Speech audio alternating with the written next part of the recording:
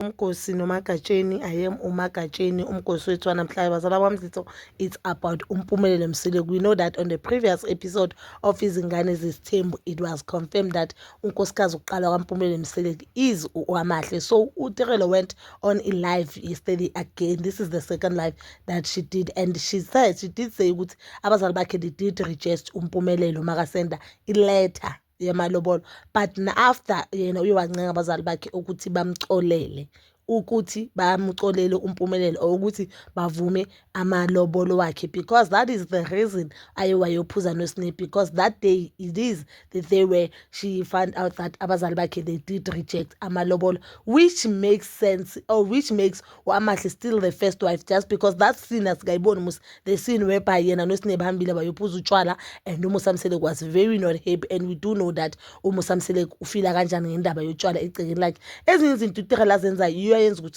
ukuthi sikhulume, ngoba awukwazi ukuthi ufike uvakashe kiba wengane yakho. We know that you are not married, but guys, la uvakashe khona ulandela umthetho walapho kuloyo muzi loyo. Angeke senze argument ukuthi abamshadanga. Yes, abamshadanga, and if sizothi akashadwanga mele enze into afuna ukuyenza. So uvakashelani lapho cause akashadwanga? Ufunani ngibe umfana mama awushadwanga?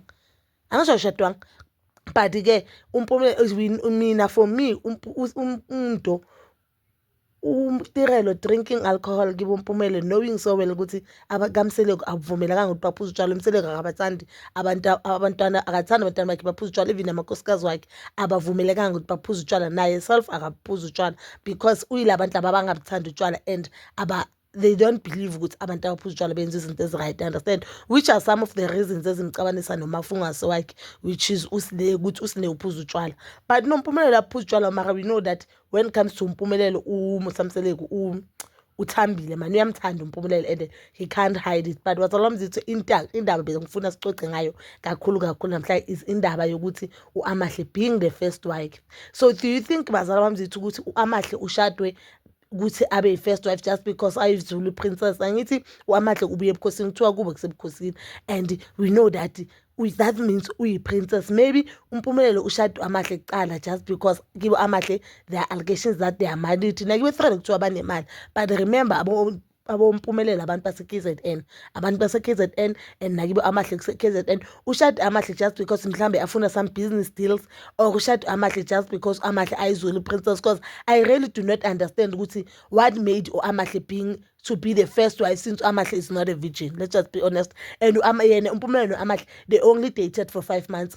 Maramshat uAmahle noMpumelelo, they started dating last year in August. Amahle ushade ngoJanuary or ngoFeb, ngoba uTirelo on the live uthi whatever you are watching now izinto abashude this January. That means uAmahle noMpumelelo bebangabi even 9 months bathandana. What made uAmahle to be the first wife? Because I believe ukuthi wonke umuntu noma ngabe singasho ukuthi uTirelo angithanda ukuthi ngithi uyadelela, because I've noticed ukuthi hayi ukuthi uyadelela indlela akhuluma ngayo akusindlela e-right, and maybe ukuthi indlela la akhulele khona, environment akhule kuye ayifani nale environment ekhule mhlambe thina esikhule kuye. Akamboni wrong, because even on the live abantu bebala ukuthi why athi bekabuza uMseleku ukuthi lalela la uthi yena bangayisho ngale ndlela leyo, and bekafuna ukuthi lalelani la abatshengisa la. But I just felt as if uyazivikela vele, bekafuna ukubatsho ukuthi lalelani la, you understand, and to her ayikho wrong, or mhlambe into ukuthi language barrier yena we feel as if into right because angasumzulu. Understand, ngimunderstandile mina ku live yakhe lona la. She even made an example ukuthi athi I don't know bebakhuluma ngobani, abese yena wathi ungenaphi loyo muntu loyo. Ku-wrong ukuthi uma ukhuluma noma ngikhuluma ngomuntu then ngithi so ungenaphi wena, you understand, that is rude.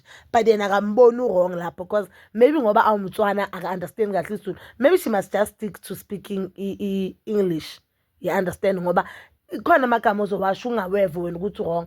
But I feel as if abantu mabakutshengisa wrong wakho kumele umazi wrong wakhe. So bazalwa wami mzithu, please answer me here. Do you think uAmahle ushadwe ngoba ayizulu princess, or ngoba bathi uyahlonipha? Because I do not get the reason eyenza ukuthi Amahle kuyovela kubo kuqala, ngoba noma ngabe kibo Tirelo they did reject amalobolo, bawa-rejecte musivele ngoba lo bekasavelile kibo Amahle, and uTirelo yena uthi uMpumelelo bekathe uzolobola kibo bese avele kibo Amahle.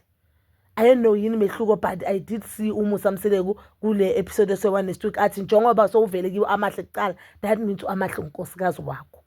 noma ngabe angalobola kibo Tirelo acede. And I even saw amanye ama-comments on the previous video because ngibuzile ukuthi if kuvela kibo amahle kucala then kibo Tirelo kuyalotsholwa kuyaceda ubani unkosikazi wokucala kwathiwa u-Amahle, not unless uTirelo uthelwa ngenyongo kucala. I don't know ihamba kanjani into yakhona, but ngibonile uMpungose Mseleku amchazela ukuthi no, u-Amahle that means umfazi wokucala, not unless uMusa Mseleku wanted u-Amahle to be the first wife, akamchazelanga umfana ukuthi no singavela la silobole la then lo zoba umfazi wokucala. So mhlambe nathi njengoba as much as we are confused, noSibindi uconfused ukuthi no man mina bengicabanga ukuthi lento izohamba kanje, bangayazi naye ukuthi uhamba kanje, because as much as uSibindi actor njengomuntu omdala, as much as uSibindi azitshela ukuthi angazi uyigolide, as much as uSibindi azitshela ukuthi uyibhubezi elinganamazinyo, but he is still young and there are things that he will never understand. Usesemncane age yakhe angeke ivuma ukuthi azi-understand, and there are things that azitshela ukuthi yazazi kanti akazazi. Mhlawumbe ubabakhe uye emchazele this whole thing ukuthi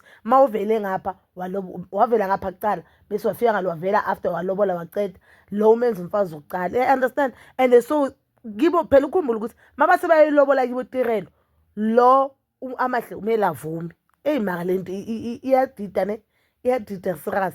And so manje should anything happen kuMpumelelo lo uMseleku June, that means Amahle yi-wife. Yho nayibona manje lento thinking ngapha uTirelo lapha ku live ngibonile abantu baloku bathi manje sowujola nendoda eshadile, that means ujola nendoda kaAmahle uyi-side chick. Akafuni nokuyizwa ke le bazalwane ningayibi lokuthi akafuni nokuyizwa ukuthi uyi-side chick, uthi I'm not a side chick, I'm not a side chick. Bambuza abantu ukuthi uyini mawungasi-side chick, athi ngumama kasingabakho ke but I am not a side chick. Maybe abanye ama-side chick but ke uyi-side chick angithi umama umntwana akajoni nobaba umntwana. Yabo ma uthiwa umama engane uvuyekazi umama wabantwana baTirelo so umama wabantwana bakaMpumelelo akasazwani noMpumelelo, but uTirelo uyi-side chick ka mara uMpumelelo futhi babakhe yazi. Mabazalwane bami zethu asikho lapho. Please comment down below your thoughts and please don't forget to like, subscribe, share and hit that notification button. Nginithanda ukuya nokubuya.